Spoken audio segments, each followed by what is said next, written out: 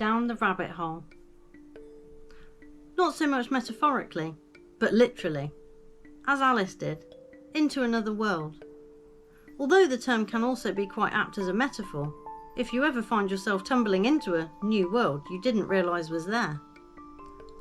Alice in Wonderland. I found it interesting when it was said that she went there and it was actually called Underland. So there are so many strange and quirky things to unpick in that film and entire story. It really is a topsy-turvy world. The Gate. A weird film about a chasm opening in a residential garden and demons and various evils coming out, intimating that there are things underground that need to find the right opening, by way of ritual in that film, to come through. The Descent. A very creepy film. But the idea that there are creatures, even humanoid ones, living beneath our feet, but without being civilised or structured as we know it, was a dark portrayal of what lurks beneath. Tunnel systems. Huge amounts of them have been discovered under the whole of Europe, stretching from Scotland all the way to Turkey. Not all joined up, they say, but a vast network. And as we know, many other countries and continents appear to have lots going on underground. Underground cities. I'll mention the two above places again for this one too, as Edinburgh has a huge underground city from previous generations, they say, where they build over it to create a new city, burying the old below ground, but it still functioned for a long time, just hidden from general view. And Turkey, having an incredible example of an underground city and series of tunnels, called Derinkuyu. It is 85 metres below the surface and is made up of 18 levels, all hand dug apparently in the rock, and could support a massive population. Quite mysterious. Giant Crystal Cave. In Mexico a few years ago, they discovered a cave while mining around 300 metres down, full of giant crystals.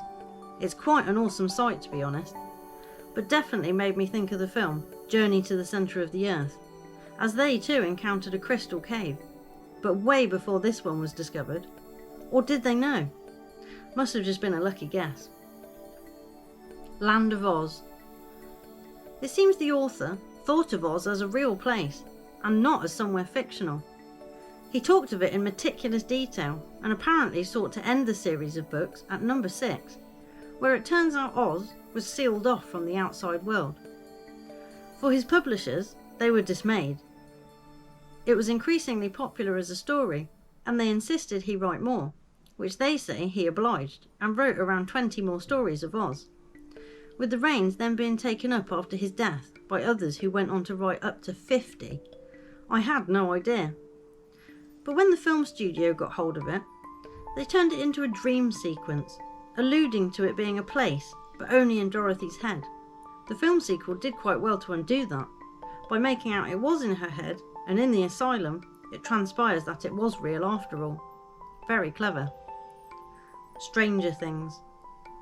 Quite an odd series, and the point of interest for me was the idea of being able to open another dimension that runs alongside us, underneath us, in the upside down, giving it a way to seep through and merge with this reality, not even noticed by some. I also covered a few mysterious occurrences in my previous article, Appearing from Nowhere, which also mentions a cave leading to another world, and I have speculated on other things related to underground activities, but more of a horrifying rather than fantastical nature, in my article One Thing Leads to Another. But whatever is down there, it seems to be well hidden from us, unless you choose to venture, as many have before, down the rabbit hole.